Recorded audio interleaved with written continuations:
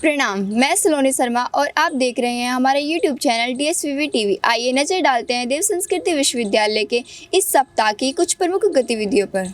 देव संस्कृति विश्वविद्यालय में G20 की थीम वसुधैव कुटुंबकम पर आधारित व्याख्यानमाला का आयोजन 27 अगस्त को हुआ, जिसके मुख्य अतिथि के रूप में भारतीय जनता पार्टी के राष्ट्रीय अध्यक्ष जगत प्रकाश नड्डा जी मौजूद रहे। साथ ही उत्तराखंड के माननीय मुख्यमंत्री श्री पुष्कर सिंह धामी जी भी इस कार्यक्रम में अतिथि स्वरूप शामिल हुए। श्री नड्डा जी द्वारा वृक्षारोपण के साथ ही शौर्य दीवार पर शहीदों को श्रद्धांजलि भी अर्पित की गई। श्री JP नड्डा जी ने कहा कि वसुधैव कुटुंबकम भारत का प्राण है और इसी मंत्र पर चलते हुए भारत फिर से विश्व गुरु बनेगा। उन्होंने शिक्षा को लेकर एक बड़ी ही प्रेरणादायक बात कही कि अन्य देशों में शिक्षा जीवन यापन करने का माध्यम, परंतु आज इस विश्वविद्यालय में आकर पता चलता है कि शिक्षा जीवन के सही अर्थ को जानने का और उस लक्ष्य को प्राप्त करने का रास्ता है। उन्होंने भारत की विचारधारा को दर्शाते हुए कहा कि हम सबको समान दृष्टि से देखते हैं। माननीय मुख्यमंत्री श्री पुष्कर सिंह धामी जी ने अपने संबोधन में कहा कि पूज्य आचार्य जी ने हम बदलेंगे युग बदलेगा का मंत्र देकर समाज में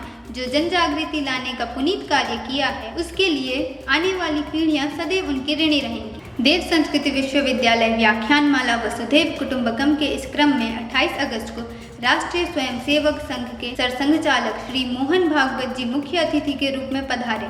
उनके द्वारा प्रज्ञेश्वर महाकाल मंदिर में रुद्राभिषेक किया गया और शौर्य दीवार पर श्रद्धांजलि अर्पित की गई।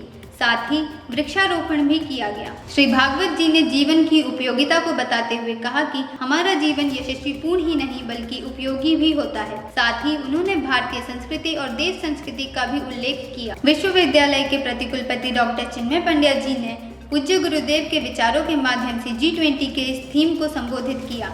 उन्होंने भारत की प्रशंसा करते हुए कहा कि इंसान को इंसानियत देने का श्रेय भारत को जाता है। भारत ने इस विश्व को मानवता का बोध कराया है। साथ ही 28 अगस्त को देव संस्कृति विश्वविद्यालय व्याख्यानमाला वसुधैव कुटुंबकम की थीम पर विद्यार्थियों द्वारा विभिन्न सांस्कृतिक कार्यक्रमों की प्रस्तुति दी गई। विश्वविद्यालय में नव प्रवेशी छात्र छात्राओं के स्वागत हेतु 29 अगस्त को उन्नयन कार्यक्रम का आयोजन किया गया। इस कार्यक्रम में विद्यार्थियों द्वारा प्रज्ञा गीत, शास्त्रीय नृत्य, समूह नृत्य, लयबद्ध योग प्रदर्शन एवं लघु नाटिका जैसे सांस्कृतिक कार्यक्रम प्रस्तुत किए गए। कार्यक्रम के अंत में निबंध लेखन एवं पोस्टर मेकिंग प्रतियोगिता के विजेताओं को प्रतिकुलपति डॉक्टर चिन्मय पंड्या जी द्वारा पुरस्कृत भी किया गया। रक्षाबंधन के पावन अवसर पर 30 अगस्त को देव संस्कृति विश्वविद्यालय के सभी विद्यार्थियों ने शांति कुंज में श्रद्धेय डॉक्टर प्रणब पंड्या एवं शैल जी के साथ राखी मनाई और उन्होंने शांति कुंज के परिजनों एवं विद्यार्थियों को आशीर्वाद के रूप में भेंट दी।